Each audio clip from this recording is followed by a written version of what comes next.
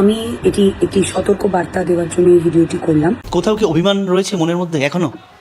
ভালোবাসা থাকলে তো অভিমান থাকবেই, যাকে ভালোবাসবো তার উপরে অভিমান হবে কিন্তু না, মানে অভিমান আছে আমরা কাজ করলে। নির্বাচনে পরাজয়ের পর ভবিষ্যৎ নিয়ে দুশ্চিন্তায় ভেঙে পড়েছেন অভিনেত্রী সায়ন্তিকা ব্যানার্জি। সম্প্রতি লাইভে এসে আবেগঘন কণ্ঠে তিনি জানান, মমতা ব্যানার্জির রাজনীতিতে যোগ দেওয়ার পর তার দীর্ঘদিনের সুন্দর ও গোছানো ক্যারিয়ার প্রায় ধ্বংসের মুখে পড়ে গেছে। তিনি বলেন, রাজনীতির কঠিন বাস্তবতায় পা দিয়ে আজ তিনি অনেকটাই নিঃস্ব। আক্ষেপ করে সায়ন্তিকা জানান, তার মতো ভুল যেন আর কোনো নায়ক নায়িকা না করেন। সায়ন্তিকা আরও জানান, মানসিক চাপ ও অবসাদের কারণে তিনি নিজের শারীরিক গঠনেও নিয়ন্ত্রণ হারিয়েছেন। একসময় যিনি ছিলেন গ্ল্যামার জগতের জনপ্রিয় মুখ, এখন তিনি মনে করছেন আগের সেই অবস্থানে ফেরা তার জন্য প্রায় অসম্ভব, কারণ চলচ্চিত্র জগতে ফিটনেস ও গ্ল্যামারই সবচেয়ে বড় বিষয়। আর সেই জায়গাতেই তিনি পিছিয়ে পড়েছেন বলে আক্ষেপ প্রকাশ করেন এই অভিনেত্রী।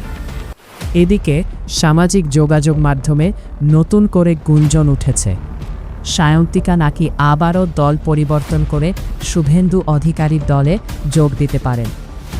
অন্যদিকে অভিনেতা ও রাজনীতিবিদ হিরণ চট্টোপাধ্যায় নির্বাচনে বিজয় হওয়ার পর এ বিষয়ে মুখ খুলেছেন। তো চলুন এবার তার মুখ থেকেই শুনে নেওয়া যাক পুরো ঘটনা।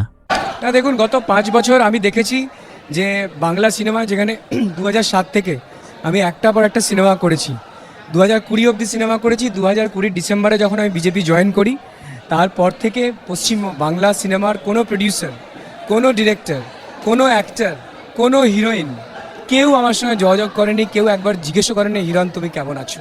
Not a single personality from Tollywood industry. তো এই কঠিন জায়গাটা আমি দেখেছিলাম।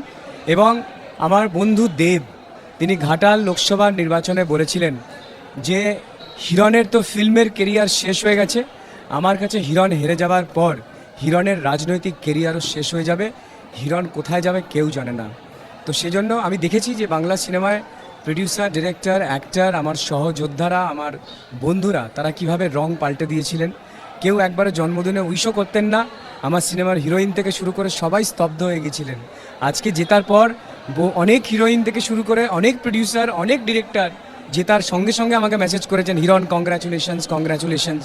অনেককে দেখছি তারা পাল্টি খেয়ে গেছেন যে আমরা এবারে ত্যাগ করলাম রাজনীতি, আমরা আর করব না, কারণ আমাদের যা মুনাফা নেওয়ার তৃণমূল কংগ্রেসের সরকারের থেকে আমাদের তা নেওয়া হয়ে গেছে। এবার তো আগামী 50 বছর বিজেপি এখানে থাকবে, সেজন্য আমরা রং চেঞ্জ করলাম, আমরা পাল্টি খেয়ে গেলাম। কেউ জার্সি চেঞ্জ করেছে, কেউ গেরুয়া জামা পরে বেরিয়ে গেছেন, কেউ হঠাৎ করে জয় শ্রীরাম বলছেন, কেউ বলছেন যে বিজেপি কংগ্রেচুলেশনস। আমি দেখেছি গত 5 বছরে আমাদের যন্ত্রণা। আপনারা দেখেছেন যে ফেসবুক থেকে শুরু করে সোশ্যাল মিডিয়া থেকে শুরু করে আপনারা যতবার আমার ইন্টারভিউ নিয়েছেন ততবারই একটা প্রশ্ন করেছেন যে হিরণ কবে সিনেমা করবে, কবে সিনেমা করবে, কবে সিনেমা করবে। সেজন্য এই যন্ত্রণার সময় আমাদের সঙ্গে কেউ ছিল না, পশ্চিমবঙ্গের মানুষ ছিলেন। পশ্চিমবঙ্গের মানুষ প্রমাণ করে দিয়েছে যে হিরণের কেরিয়ার কেউ শেষ করতে পারে না। যারা আমাদের দেবতুল্য ভগবান, যারা আমাদের পশ্চিমবঙ্গের ভোটার, যারা আমাদের পশ্চিমবঙ্গের জনসাধারণ, তাদের হাতেই আমার ভাগ্য দেবের হাতে ছিল না। আমার স্মরণ করিয়ে দেওয়ার দরকার নেই। আমার দল আছে, আমাদের দল পৃথিবীর সর্ববৃহৎ সাংগঠনিক দল।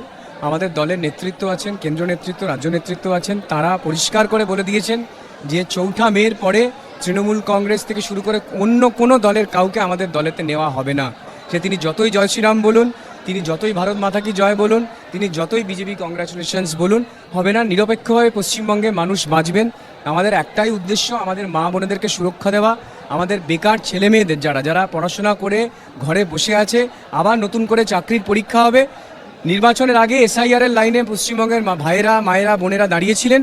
এবার তারা নির্বাচনের পরে, রেজাল্টে বেরিয়ে যাওয়ার পরে এবার তারা চাকরির পরীক্ষার জন্য আবার লাইনে দাঁড়াবেন। দেখুন, আমি একটাই ব্যাপারে আশাবাদী যে আমাদের যে পশ্চিমবঙ্গের আসল চেহারা, বাংলা যে আগে একসময় ভারতবর্ষকে পথ দেখাতেন, যিনি আমাদের আজকে অমিত শাহজিও বললেন যে আগে পশ্চিমবঙ্গ পথ দেখাতো, তারপরে ভারত সেই পথটা দেখতেন। তো সেই জন্য পশ্চিমবঙ্গের যে ইতিহাস, পশ্চিমবঙ্গের যে সংস্কৃতি, পশ্চিমবঙ্গের যে গৌরব, সেই গৌরবকে, সেই সংস্কৃতিকে, সেই ঐতিহ্যকে তুলে ধরে আমরা আবার সেটা সংস্কৃতির মঞ্চে তুলে ধরবো। এবং মাননীয় অমিত শাহজি বলেছেন যে থিয়েটার শেখানোর জন্য এখানে ট্রেনিং ইনস্টিটিউট করা হবে। যেমন এফটিআই আছে, যেমন SRFTI আছে, তেমনি থিয়েটার ট্রেনিংয়ের জন্য যেমন NSD দিল্লিতে আছে, তেমনি আমাদের এখানেও কলকাতাতে হবে। আমি অত্যন্ত আশাবাদী যে আমাদের ছেলেমেয়েরা যারা সংস্কৃতির জগতে আছে, যারা শিল্পী, তারা আবার নতুন করে জায়গা পাবেন সেখানে নিরপেক্ষভাবে, কোনো রং দেখে নয়, ভারতবর্ষের এবং পশ্চিমবঙ্গের ঐতিহ্য, ইতিহাস, সংস্কার, সংস্কৃতি দেখে আবার সমস্ত ছেলেমেয়েরা মুক্ত মনে কথা বলবে, মুক্ত মনে নিঃশ্বাস নেবে। এবং আমি আপনাদেরকে ছোট্ট একটা কথা লাইন অ্যাড করতে চাই। 2020 আগে যত আমার পশ্চিমবঙ্গের টপ গ্রেডের ইন্ডাস্ট্রিয়ালিস্ট বন্ধু ছিল, যারা 10,000 5,000 কোটি টাকার যারা ব্যবসা করেন, যারা আমার জন্মদিনে আসতেন, যারা আমাকে জন্মদিনে উইশ করতেন, যারা আমার সঙ্গে সবসময় থাকতেন, তারা সবাই কথা বলা বন্ধ করে দিয়েছিলেন। ভোটে জেতার পরে তারা আমাকে মেসেজ করে বললেন যে হিরণ, কিছু মনে করো না ভাই, আমরা তো ব্যবসা করি, আমাদেরকে দম বন্ধ করে দিয়েছিল। গত 5 বছর তোমাকে একটা মেসেজও করতে পারেনি, তোমার মেসেজের রিপ্লাইও করতে পারেনি। এমন বড় বড় ইন্ডাস্ট্রিয়ালিস্ট যাদেরকে বলেছিলাম যে আমার ওখানে বন্যা হয়েছে ঘাটালে, 100টা তিরপল পাঠাবেন, তিনি হয়তো 50,000 কোটি টাকার ব্যবসা করেন, কিন্তু তারও রিপ্লাই করেননি। তিনি মেসেজ করে বলছেন হিরণ, কিছু মনে করো না, 5 বছর আমাদের দম বন্ধ করে দিয়েছিল, আমরা নিঃশ্বাস নিতে পারতাম না। আজকে তোমাকে কংগ্রাচুলেশন পাঠালাম, তুমি ভেবো না তোমাকে ভুলে গিয়েছিলাম, তোমার সঙ্গে এবার আমরা সবাই আছি। তো এটা ছিল পশ্চিমবঙ্গের কালচার। আগামী দিনে পশ্চিমবঙ্গে সবাই মুক্ত মনে নিরপেক্ষভাবে কাজ করবে, সেটা আমার দলও বলেছে। আমাদের দল প্রথম দিনকে, এবং আমি যখন সার্টিফিকেট নিয়ে বেরিয়েছিলাম, আপনাদের প্রত্যেকটি চ্যানেলকে একটা কথাই বলেছিলাম সার্টিফিকেট নিয়ে বেরিয়ে, যে আমরা হিংসা চাই না, আমরা বদলা চাই না, আমরা প্রতিহিংসা চাই না, আমরা প্রতিশোধ চাই না, আমরা চাই শান্তি এবং আমাদের পশ্চিমবঙ্গের উন্নয়ন। আপনারা সবাই যে যার অঞ্চলে শান্তি বজায় রাখবেন, আর যে কোনো কেউ অশান্ত করার চেষ্টা করবে সঙ্গে সঙ্গে পুলিশকে খবর দেবেন। পুলিশ নিরপেক্ষভাবে কাজ করছে এবং আগামী দিনেও করবে।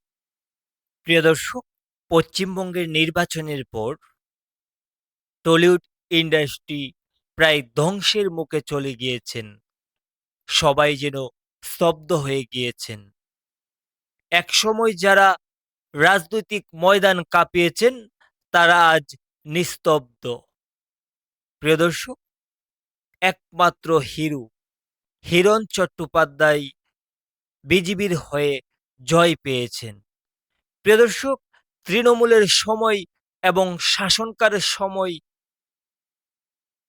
সেই হিরণ সবচেয়ে নিপীড়িত, নির্যাতিত হয়েছেন। এছাড়াও দেবকে নিয়ে হিরণের আজকের এই প্রতিবেদনের বক্তব্য নিয়ে আপনাদের কি মন্তব্য? তাছাড়াও বিজেপিতে নতুন করে তৃণমূল নেতাদের যোগদানের বিষয়টি নিয়ে হিরণের বক্তব্য নিয়ে আপনাদের কি বক্তব্য, তা অবশ্যই আমাদের কমেন্ট করে জানাতে ভুলবেন না। আর সত্যি কি সায়ন্তিকা বিজেপিতে যোগ দিতে যাচ্ছেন? এই বিষয়টি নিয়ে আপনাদের মন্তব্য আমাদের কমেন্ট বক্সে জানাতে ভুলবেন না।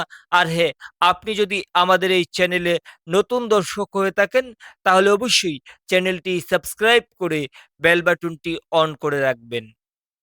আজকের মতো এখানে বিদায় নিচ্ছি। দেখা হচ্ছে পরবর্তী কোনো একটি ভিডিওতে। ভালো থাকবেন সবাই। ধন্যবাদ সবাইকে।